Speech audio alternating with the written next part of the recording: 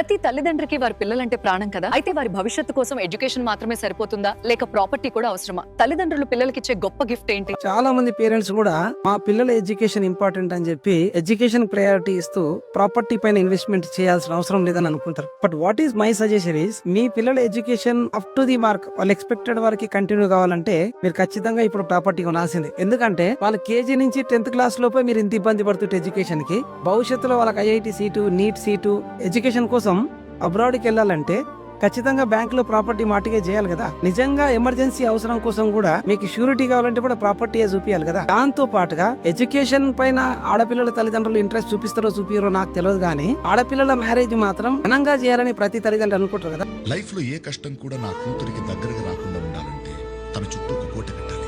ఆ marriage time లో కూడా ప్రాపర్టీ చూపించాలి కదా. So for their future education ఎంతైతే ఇంపార్టెంటో దాంతో పాటు ప్రాపర్టీ కూడా అంతకంటే ఎక్కువ ఇంపార్టెంటే.